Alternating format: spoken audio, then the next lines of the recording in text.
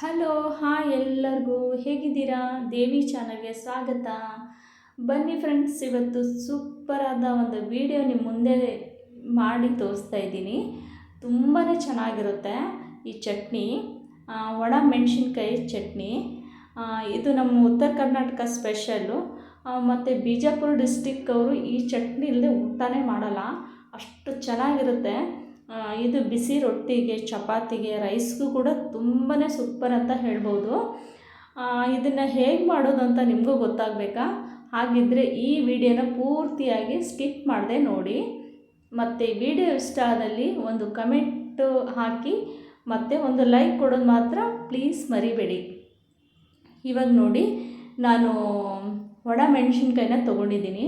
ನಾನು ಇದು 2-3 ದಿನಕ್ಕೆ ಮಾತ್ರ ಮಾಡ್ತಾಯಿದ್ದೀನಿ. ನಿಮ್ಗೆ ಇನ್ನೂ ಬೇಕು ಅಂದರೆ ಇನ್ನೂ ಸ್ವಲ್ಪ ಜಾಸ್ತಿ ತೊಗೊಳ್ಳಿ. ಇದನ್ನು ನಾನು ನೈಟ್ ನೀರಲ್ಲಿ ನೆನೆ ಇಡ್ತಾಯಿದ್ದೀನಿ. ಇಲ್ಲ ಬೆಳಿಗ್ಗೆ ಮಾರ್ನಿಂಗ್ 10 ಗಂಟೆಗೂ ಮಾಡಿದರೆ ಸಂಜೆ ನೆಂದುಬಿಟ್ಟಿರುತ್ತೆ ಮೆಣಸಿನ್ಕಾಯಿ. ಆವಾಗ ನಾವು ಇದನ್ನು ತೊಗೊಂಡು ಚಟ್ನಿ ಮಾಡ್ಕೋಬೋದು. ಸ್ವಲ್ಪ ಹೊತ್ತು ನೆಂದರೂ ಸಾಕು, ಏನಿಲ್ಲ ಅಂದರೆ ಒಂದು 3-4 ತಾಸು ನೆನಿಬೇಕು ಮೆಣಸಿನ್ಕಾಯಿನ. ಒಣ ಮೆಣಸಿನ್ಕಾಯಿ ಇರೋದ್ರಿಂದ ಸ್ವಲ್ಪ ನೆಂದ್ರೇ ಚೆನ್ನಾಗಿರುತ್ತೆ. ಇಲ್ಲಿ ನೋಡಿ, ನಾನು ನೆನೆಸಿದ್ದೀನಿ.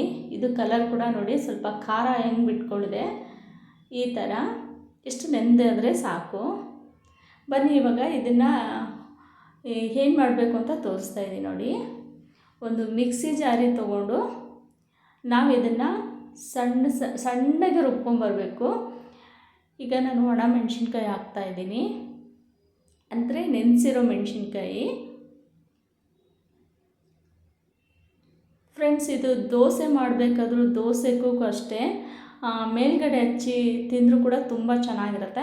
ಅಷ್ಟು ತುಪ್ಪ ಹಾಕ್ಕೊಂಡು ಈ ಚಟ್ನಿ ತಿಂದರೆ ಸೂಪರಾಗಿರುತ್ತೆ ದೋಸೆ ಕೂಡ. ನೋಡಿ, ಇವಾಗ ನಾನು ಮೆಣಸಿನ್ಕಾಯಿ ಜೊತೆ ಸ್ವಲ್ಪ ಹುಣಸೆ ಹಣ್ಣು ಹಾಕ್ತಾಯಿದ್ದೀನಿ.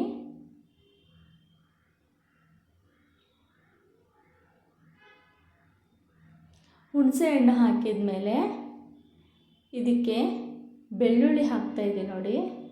ಸಿಪ್ಪೆ ತೆಗೆದು ಬೆಳ್ಳುಳ್ಳಿ ಹಾಕ್ತಾಯಿದ್ದೀನಿ.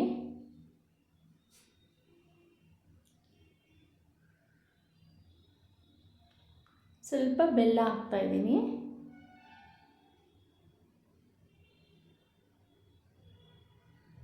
ಬೆಲ್ಲ, ಹುಳಿ, ಖಾರ ಎಷ್ಟು ಚೆನ್ನಾಗಿರುತ್ತಲ್ವ. ನೋಡಿ, ಒಂದು ಸ್ವಲ್ಪ ಜೀರಿಗೆ ಹಾಕ್ತಾಯಿದ್ದೀನಿ. ಇದನ್ನು ನಾವು ಸಣ್ಣದಾಗಿ ರುಬ್ಬಬೇಕು ಫ್ರೆಂಡ್ಸ್. ನೋಡಿ, ಇಲ್ಲಿ ನಾನು ರುಬ್ಕೊಂಬರ್ತಾಯಿದ್ದೀನಿ ನೋಡಿ. ನೋಡಿ, ಇನ್ನೂ ಸಣ್ಣ ಆಗಿಲ್ಲ, ತರಿಯಾಗಿ ಕಾಣಿಸ್ತಾ ಇದೆ. ಆಮೇಲೆ ಒಳ್ಳಾಗ ಹಾಕಿ ಕುಟ್ಟಿದ್ರೂ ಕೂಡ ತುಂಬಾ ಚೆನ್ನಾಗಿರುತ್ತೆ. ಬಟ್ ಒಳ್ಳು ಯೂಸ್ ಮಾಡದೇ ಇರೋರು ಮಿಕ್ಸಿ ಜಾರಿಗೆ ಬಿಟ್ಟು ಹಾಕ್ಕೊಂಡು ಒಟ್ಟಿನಲ್ಲಿ ನೀರು ಹಾಕ್ದೇ ಹಾಗೆ ರುಬ್ಕೋಬೇಕು.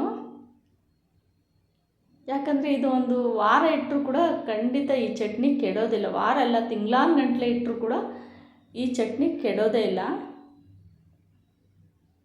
ನೋಡಿ, ಒಂದು ಸ್ವಲ್ಪ ನಾನು ರುಚಿಗೆ ತಕ್ಕಷ್ಟು ಉಪ್ಪು ಹಾಕ್ತಾಯಿದ್ದೀನಿ.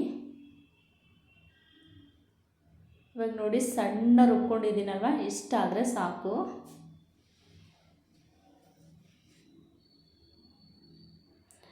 ಬಿಸಿ ಬಿಸಿ ರೊಟ್ಟಿಗೆ ತುಂಬಾ ಚೆನ್ನಾಗಿರುತ್ತೆ. ಬನ್ನಿ, ಇದಕ್ಕೆ ನಾನೊಂದು ಸ್ವಲ್ಪ ಬೆಳ್ಳುಳ್ಳಿ ಒಗ್ಗರಣೆ ಕೊಡ್ತಾಯಿದ್ದೀನಿ ನೋಡಿ. ತುಂಬಾ ಬೆಳ್ಳುಳ್ಳಿ ಸ್ಮೆಲ್ ಮೇಲೆ ಹಾಕಿದರೆ ತುಂಬಾ ಚೆನ್ನಾಗಿ ಟೇಸ್ಟ್ ಕೊಡುತ್ತೆ, ಮತ್ತು ಸ್ಮೆಲ್ ಕೂಡ ತುಂಬಾ ಚೆನ್ನಾಗಿ ಬರುತ್ತೆ. ಆ ಎಣ್ಣೆಯಲ್ಲಿ ಹಾಕಿದರೆ ಆ ಬೆಳ್ಳುಳ್ಳಿ ಘಮ ಏನಿರುತ್ತೆ ನೋಡಿ, ಆ ಚಟ್ನಿಗೆ ತುಂಬಾ ಟೇಸ್ಟ್ ಆಗಿರುತ್ತೆ ಅಂತ ಹೇಳ್ಬೋದು. ನೋಡಿ, ಬ್ರೌನ್ ಕಲರ್ ಆಗಬೇಕು ಬೆಳ್ಳುಳ್ಳಿ, ತುಂಬ ಕಪ್ಪಾಗಬಾರ್ದು ಮತ್ತು ವೈಟ್ ಕೂಡ ಇರಬಾರ್ದು. ಸ್ವಲ್ಪ ಕೆಂಪಗಾಗಿಬಿಟ್ರೆ ನೋಡಿ, ಈ ಥರ ಆಗಿದ್ರೆ ಸಾಕು. ನಾನಿವಾಗ ಇದಕ್ಕೆ ಒಗ್ಗರಣೆ ಕೊಡ್ತಾಯಿದ್ದೀನಿ ನೋಡಿ.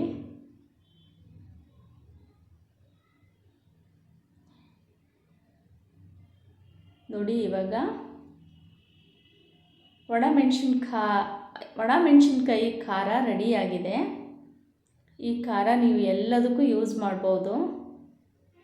ಬಟ್ ಹಾಗೆ ಅಂತ ಈ ಖಾರ ತುಂಬಾ ಸ್ವಲ್ಪ ಖಾರ ಇರುತ್ತಲ್ವ, ಹಾಗೆ ಅಂತೂ ತಿನ್ನೋಕ್ಕಾಗಲ್ಲ. ಬಟ್ ದೋಸೆಗೋ ಅಥವಾ ಚಪಾತಿಗೂ, ರೊಟ್ಟಿಗೂ, ಅನ್ನಕ್ಕೂ ತುಂಬಾ ಚೆನ್ನಾಗಿರುತ್ತೆ.